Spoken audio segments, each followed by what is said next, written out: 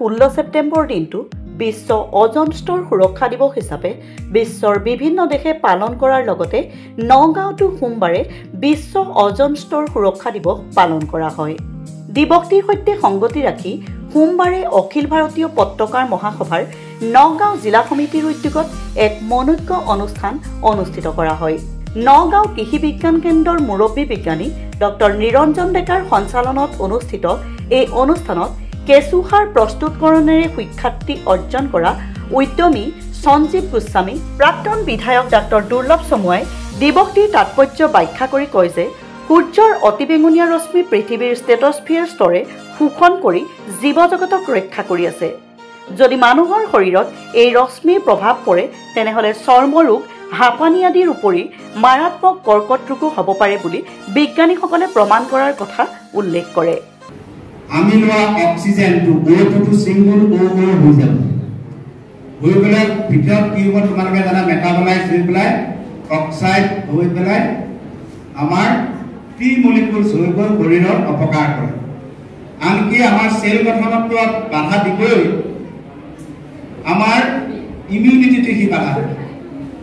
তাৰমানে আমাৰ গ্ৰোথ চবতে যেতিয়া আমাৰ অক্সিজেনটো ফ্ৰী ৰেডিকলছ হৈ যাব, এটা এটা এটমলৈ হৈ যাব, তেতিয়াই আমাৰ অপকাৰ হ'ব। কেতিয়া হৈ যাব? অ'থি হ'ল, অ'থিৰ ওজন লেয়াৰ কেনেকৈ বেয়া হৈছে, পলিউশ্যনৰ কাৰণে হৈছে। তাৰ কাৰণে আমাৰ বেয়া দিনটো আহি আমি পলিউশ্যন বাঢ়িছে। পলিউশ্যন কেনেকৈ নাইকিয়া কৰিব লাগে, ইণ্ডাষ্ট্ৰি হৈছে, অনেক ইণ্ডাষ্ট্ৰি হৈয়ে আছে। সেই ইণ্ডাষ্ট্ৰিবিলাকত যিবিলাক প্ৰডাকশ্যন হৈ আছে, এটা প্ৰডাকশ্যনৰ নাম মই কৈ দিওঁ, ট্ৰেন্স ফেট। ফেট মানে কি আমি সবেই জানো? ফেট মানে আমি সবেই জানো চৰ্বি।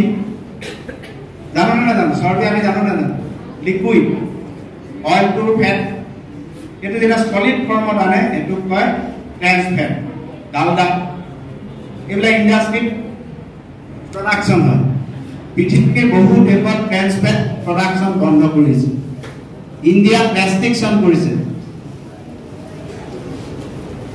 এই ৰেষ্ট্ৰিকশ্যন আজিও কিমানে মানিছে? এই যে হোটেলত আমাৰ চিঙৰা বনাই আছে একেখিনি তেলতে, কচুৰি বনাই আছে, মিঠাই বনাই আছে, আমিতো খাই আছো, ঘৰলৈ গ'লে নিয়ে আছো, আজিও ইয়াত খুৱাই আছে। এই যে ট্ৰেন্স ফেট আমি খাই আছো, আমাৰ অক্সিজেনটো মেটাবলাইজ হৈ এটম হৈ আছে, আমাৰ শৰীৰত অপকাৰ কৰি আছে। ৰাতিপুৱা খোৱা পানী এগিলাচ খাব লাগে, নাখাওঁ। পানী আমি এতিয়া আল্ট্ৰাভায়োলেট মানে UV থকা আৰো ব্যৱহাৰ কৰোঁ। আৰো ব্যৱহাৰ কৰাৰ ফলত তাত আমাৰ সোডিয়াম, পটাছিয়াম, ইমান মিনাৰেলছ কমি গৈছে আমি নাজানো। বীজাণু কমিছে, কিন্তু বীজাণু মাৰিবৰ কাৰণেতো আমি বেছি সময় উতলালেওতো আমাৰ পানীটো বীজাণু মৰে। সিঙ্গল ফিল্টাৰটো যদি আমি কৰি পানীটো যদি ঠাণ্ডা কৰোঁ, এই পানী আই মাতৃসকল, দেউতাসকল ভালকে পিন্ধিব। আমাৰ বেমাৰ মূল কাৰণ এইবিলাক। এই যে ফিল্টাৰৰ পৰা পানীটো আল্ট্ৰাভায়োলেট একদম সবেই নাথাকিলে নহ'বই। আৰু পানীটো ওলাল, মিনাৰেলছ কমিল, খাই আছো সোডিয়াম, পটাছিয়াম, নিৰামিষ খাই পেলাই সোডিয়াম, পটাছিয়াম লৈ চেলাইন লৈ পেলাই হস্পিটেলত খাদ্য বা দিলেও গম পাওঁ এইটো কথা। গতিকে এই যে আৰৰ পৰা সেইটোকে নকৰি যদি আমি পানীখিনি আমাৰ নৰ্মেল যিটো আমাৰ খাদী বৰ্ডৰ ফিল্টাৰ, ঘৰতে টেকেলি বনাই যিটো ফিল্টাৰ, তাৰ পৰা যিটো পানী ওলাল গৰমাই ঠাণ্ডা কৰক, আকৌ টেকেলিতে ৰাখক, অকণমান যদি ৰ'দত ৰাখি থয় ভিটামিন D অলপ পায় বুলি কয়, সম্পূৰ্ণ মিনাৰেলছখিনি পাব। যেতিয়া মিনাৰেলছ পাব আপোনাৰ বডি ইমিউনিটি বাঢ়িব, শৰীৰতো 70% পানীয়ে থাকে। অনুষ্ঠানত পাৱাৰ প্ৰজেক্টৰ জৰিয়তে বিষয়বস্তু সুন্দৰকৈ উপস্থাপন কৰে আনন্দৰাম ঢেকিয়াল ফুকন মহাবিদ্যালয়ৰ ভূগোল বিভাগৰ অধ্যাপক প্ৰশান্ত গগৈয়ে। চকু চিকিৎসক ডাক্তৰ PK গৌতম, অৱসৰপ্ৰাপ্ত অধ্যক্ষ সভাৰাম মজুমদাৰ, অভিযন্তা কবি মনোজ কুমাৰ শৰ্মা, দৈনিক অসম কাকতৰ উপসম্পাদক হীৰেণ শৰ্মা, প্ৰবাল চান্দিল্য আদিয়ে মূল বিষয়বস্তুৰ সৈতে সংগতি ৰাখি ভাষণ প্ৰদান কৰে। সমাজৰ বহু গণ্যমান্য লোকৰ পৰা শিক্ষাৰ্থীলৈকে শতাধিক লোকে অনুষ্ঠানটিত অংশগ্ৰহণ কৰে। এই গাম্ভীৰ্যপূৰ্ণ অনুষ্ঠানটোত কামপুৰৰ জ্যেষ্ঠ সাংবাদিক সভাৰাম মজুমদাৰ, কলিয়াবাৰৰ জ্যেষ্ঠ সাংবাদিক তৰুণ মুক্তিয়াৰকে ধৰি সমাজৰ বিভিন্ন ক্ষেত্ৰলৈ অৱদান আগবঢ়োৱা ভালেকেইজন লোকক গামোচা আৰু প্ৰশস্তি পত্ৰৰে সম্বৰ্ধনা জনোৱা হয়। আজি 16 ছেপ্টেম্বৰ ৱৰ্ল্ড অজন লেয়াৰ প্ৰটেকশ্যন ডে আৰু আমি অখিল ভাৰতীয় পত্ৰকাৰ মহাসভাৰ নগাঁও জিলা সমিতিয়ে আজি এই অনুষ্ঠানটো আমি প্ৰথমবাৰৰ বাবে নগাঁৱত অনুষ্ঠানটো অনুষ্ঠিত কৰিছোঁ।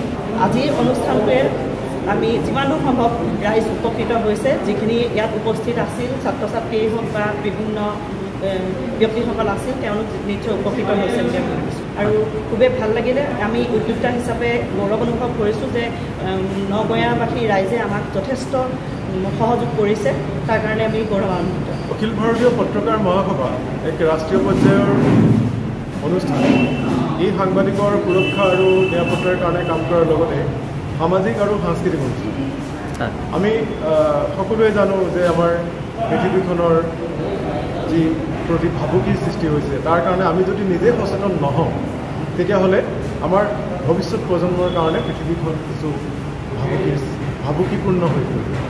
গতিকে এই ক্ষেত্ৰত অজন লেয়াৰ ডে 16 ছেপ্টেম্বৰ প্ৰত্যেক বছৰে চেলিব্ৰেট হয়, কিন্তু দেখা যায় যে কাগজে কলমেহে ইয়াক চেলিব্ৰেট কৰা হয়। আমি আজি সিদ্ধান্ত গ্ৰহণ কৰিলোঁ যে এই অজন লেয়াৰ প্ৰটেকশ্যন ডে, তাৰ কাৰণে আমি আজিৰ পৰা নিজে নিজৰ জীৱনশৈলীত কিছু পৰিৱৰ্তন আনিবলৈ যত্ন কৰিম। আমাৰ পৰিৱৰ্তনৰ জৰিয়তে যাতে আমাৰ পৃথিৱীখন সুৰক্ষিত হয়, অজন স্তৰটো যাতে সুৰক্ষিত হয়, অজন লেয়াৰটোৰ ডিপ্লেশ্যন হয় মানৱ সৃষ্ট প্ৰদূষণৰ দ্বাৰা। গতিকে আমি যাতে আমাৰ কৰ্মৰাজিৰে প্ৰদূষণমুক্ত কৰিব পাৰোঁ, নিজকে প্ৰদূষণমুক্ত পৰিৱেশ এটা সৃষ্টি কৰিব পাৰোঁ, তাৰ লগত যাতে আমি একাত্ম হ'ব পাৰোঁ, তাৰ কাৰণে এই সজাগতা সভাৰ আয়োজন কৰা হৈছে।